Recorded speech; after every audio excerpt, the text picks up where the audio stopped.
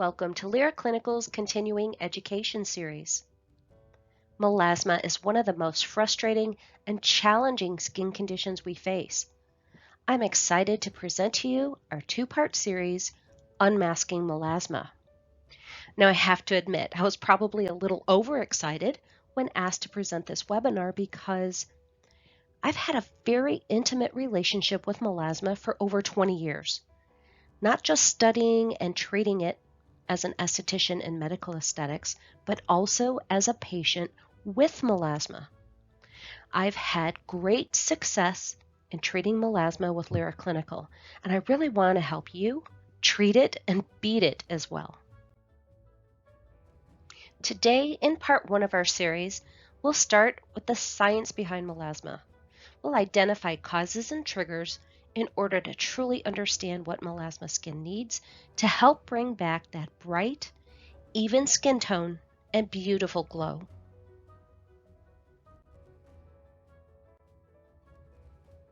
Simply put, melasma is a common pigmentation disorder of the skin that appears as dark patches on the face. Now with melasma, successful treatment really means going beyond just choosing the best products and procedures. True long-term visual changes can only be achieved with a complete understanding of the science behind melasma.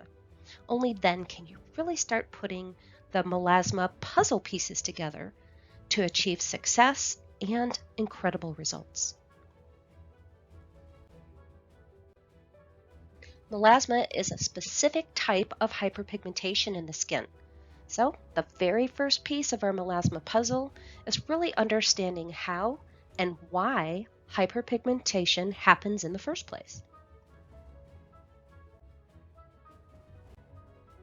We'll start with the how hyperpigmentation happens. And it all starts with the natural synthesis and distribution of melanin in the skin. This process is called melanogenesis. As you can see, melanogenesis is a very complex process.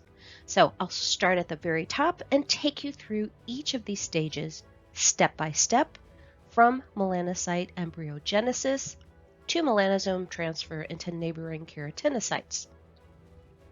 Okay, I'm just kidding. I honestly have no clue what some of these things mean. Scientifically, it's way over my head.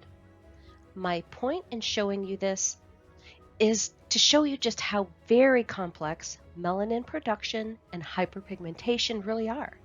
So the next time you're faced with difficult, stubborn hyperpigmentation like melasma, and someone's expecting an easy, quick fix, please remember this picture.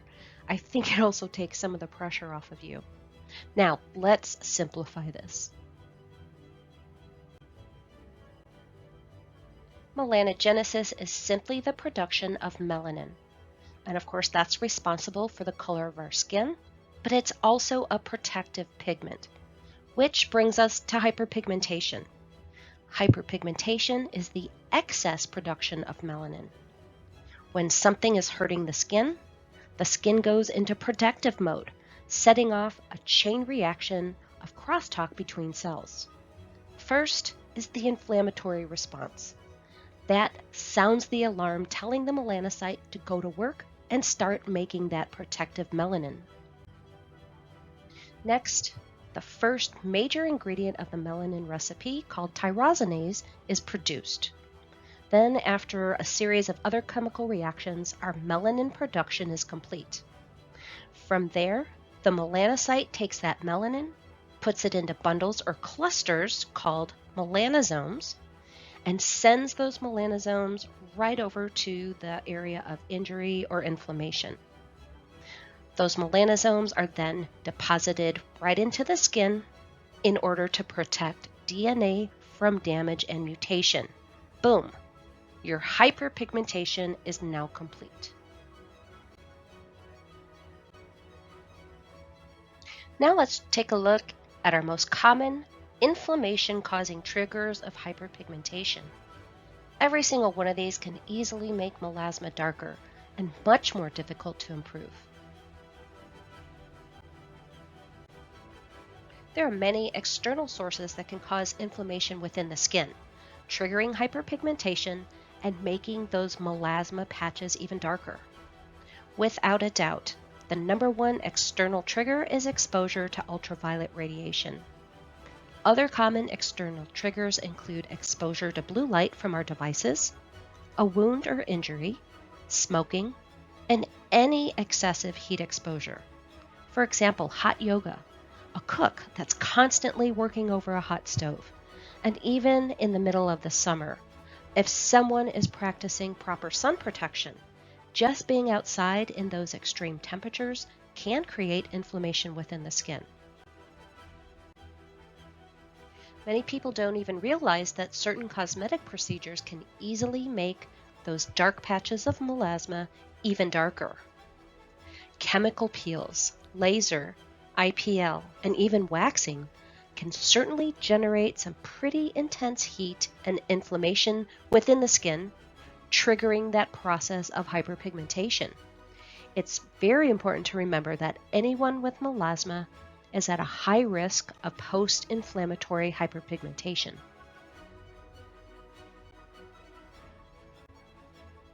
With melasma especially, internal triggers are the major players. These will be very important pieces of that melasma puzzle. Remember, what's going on inside shows on the outside. And the number one internal trigger is hormone imbalance. This is followed by chronic stress, and then autoimmune and gastrointestinal diseases.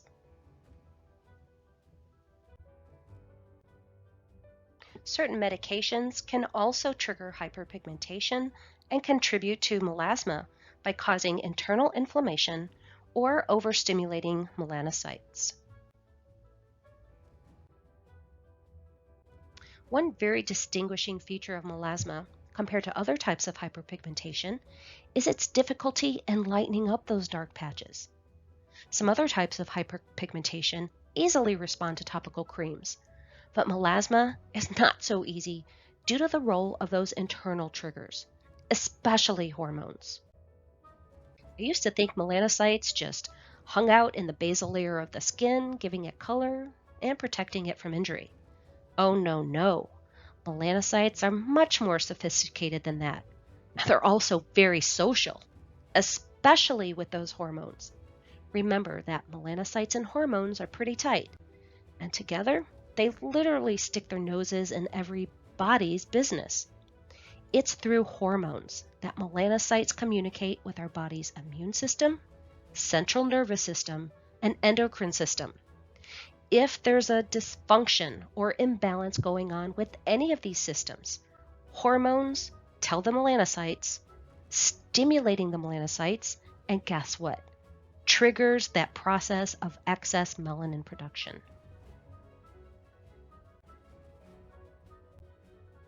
Look at all of the glands within the endocrine system alone.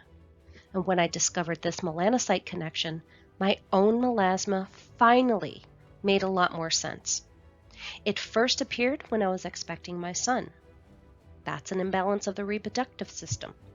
It mostly went away, but then came back with a vengeance when I was diagnosed with thyroid disease, a major dysfunction of the thyroid gland. Once I made this connection, I realized that if I continued to rely only on products and treatments to improve it, I would continue to struggle. So with the assistance of some great physicians, I addressed all of my internal factors and was definitely on the road to success. Now I'll show you which hormones are the major players that contribute to melasma. I really think this will help your melasma puzzle pieces fall right into place as well.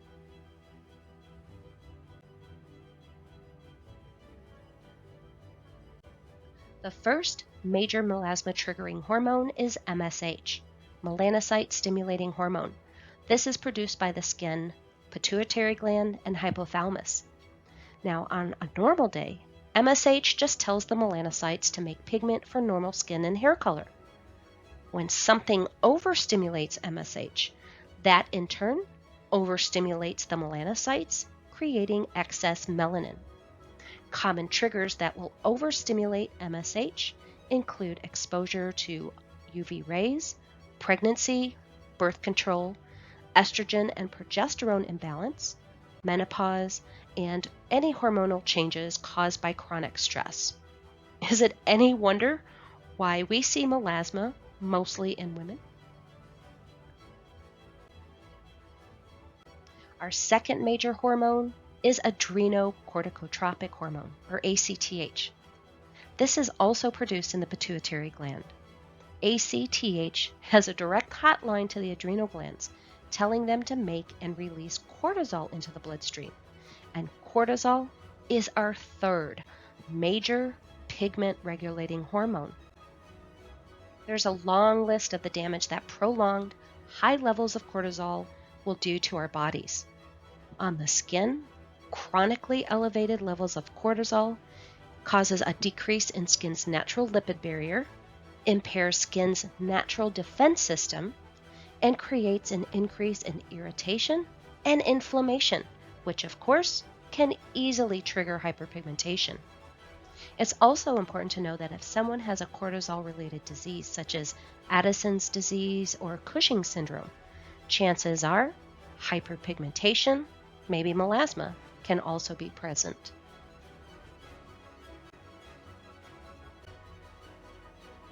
In a nutshell, here's how the mind-body-skin connection works. When the body and mind are stressed, the pituitary gland produces ACTH.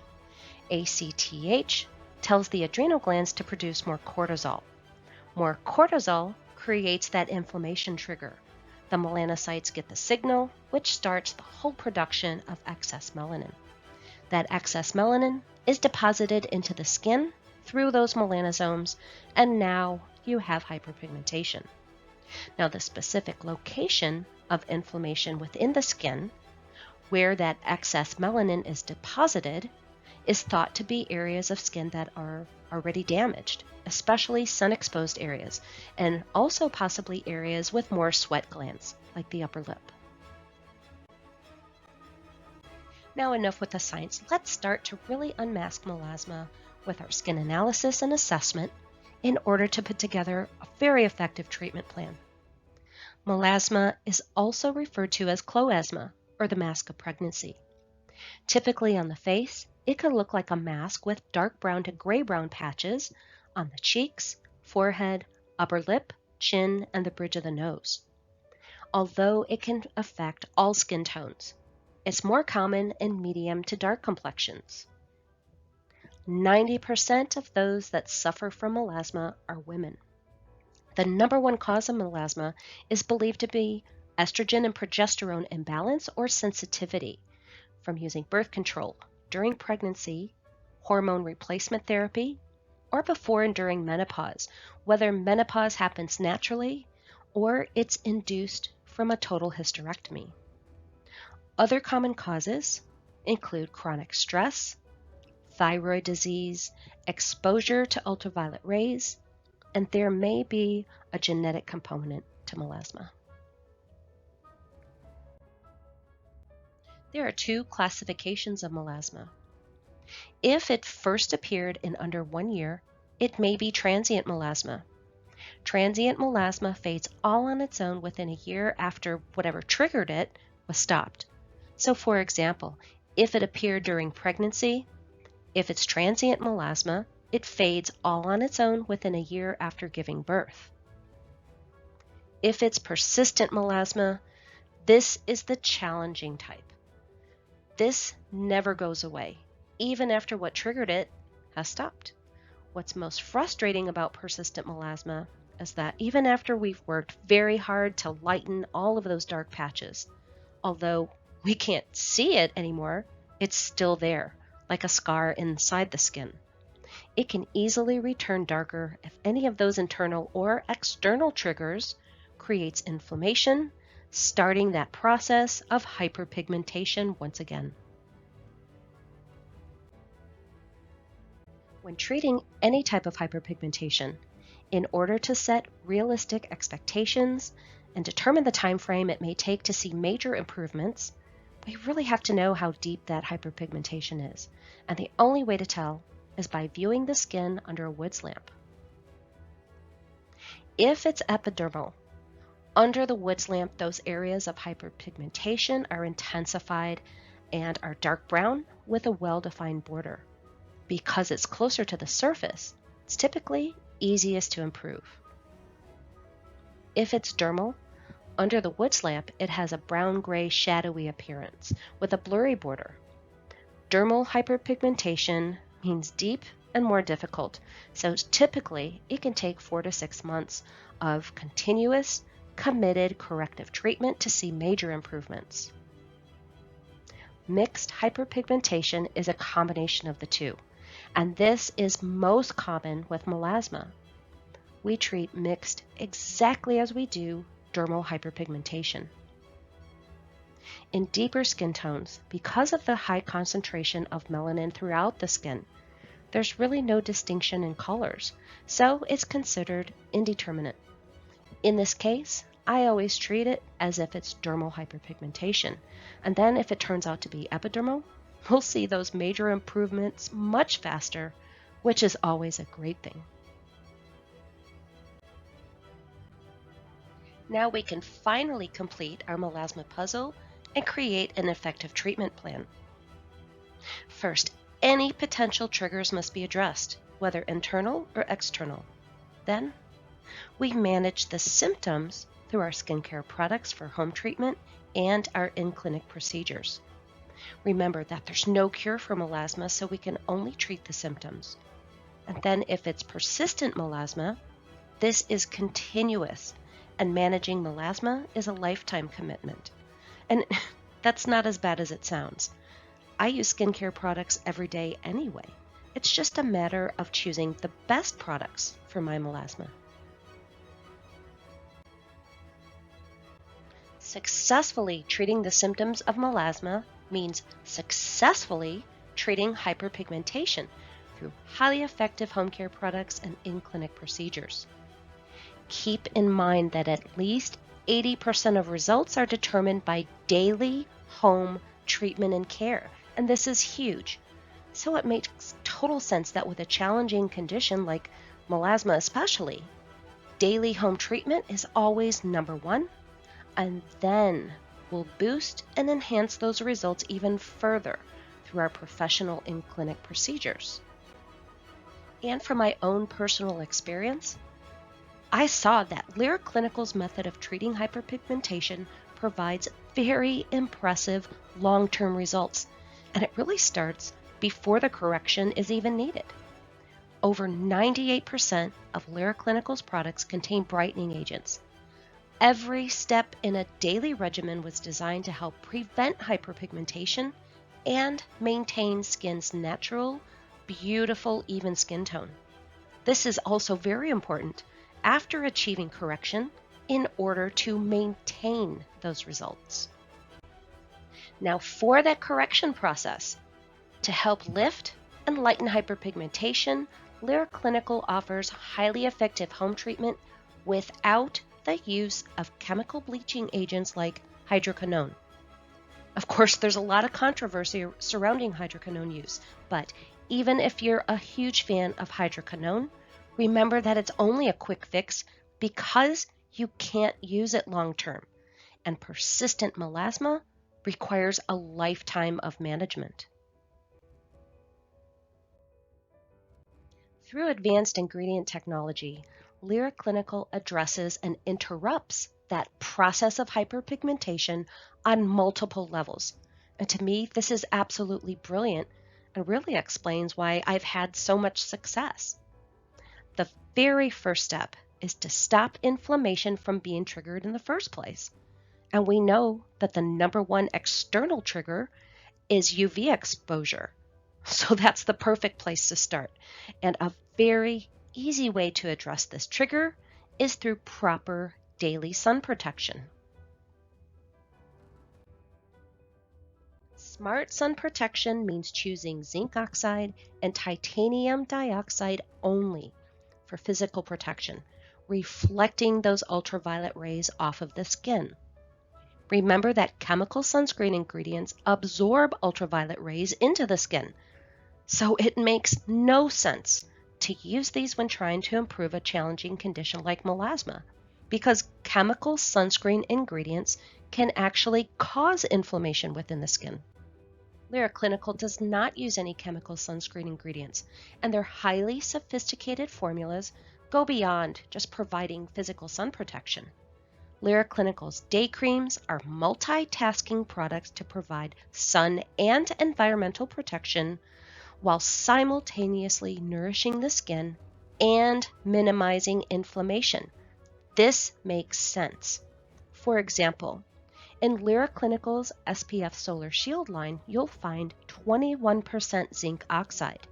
Besides shielding the skin from ultraviolet rays, this high concentration of zinc oxide also helps to keep skin cool, and it actually helps to draw heat out of the skin, while topical probiotics, Hydra silicosa, gooseberry extract, and so much more help to limit inflammation, nourish and hydrate the skin while maintaining a healthy microbiome.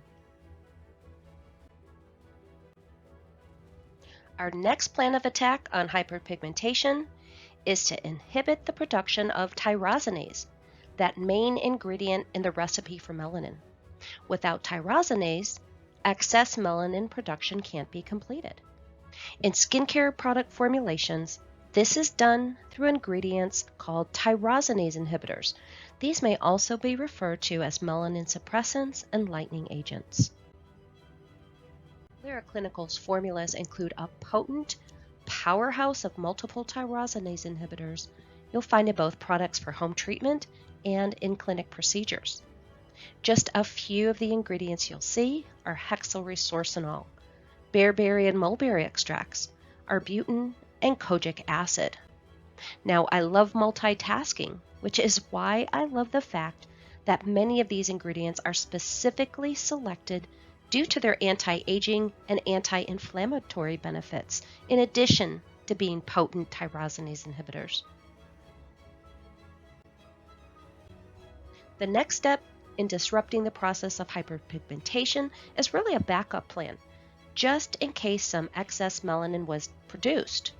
Through ingredient technology, we can help prevent those melanosomes from depositing that excess melanin into the skin at that site of inflammation. Lira Clinical incorporates many ingredients throughout the entire line to prevent that melanosome transfer. You'll see some beautiful botanicals like green tea and hydrolyzed quinoa. You'll also find niacinamide, which is without a doubt one of my favorite skincare ingredients because it has a very extensive list of benefits for the skin. And finally, through exfoliation, we can help lift existing hyperpigmentation in order to return the skin back to its bright, beautiful, even skin tone. Lira Clinical utilizes proven exfoliants of retinol and hydroxy acids in both home treatment and in-clinic procedures. In addition, Lira Clinical offers a very unique in-clinic procedure called Green Power, which contains Badiaga. Badiaga is a natural freshwater sponge, and in Green Power, it's combined with brightening plant stem cells and green tea, all finely milled into a dry, mechanical powder to exfoliate, naturally brighten, and help lift existing hyperpigmentation. It's also a great natural alternative to using a pen or roller for collagen induction therapy. And speaking of Green Power, I'll talk more about that as well as Lira Clinical's most powerful home treatment products and even more professional treatment options in part 2 of Unmasking Melasma. So I hope to see you again. I'm Linda Amato. Thank you for joining me, and I hope you learned something new today. If you have any questions on this training, please contact your regional manager or Lira Clinical customer service.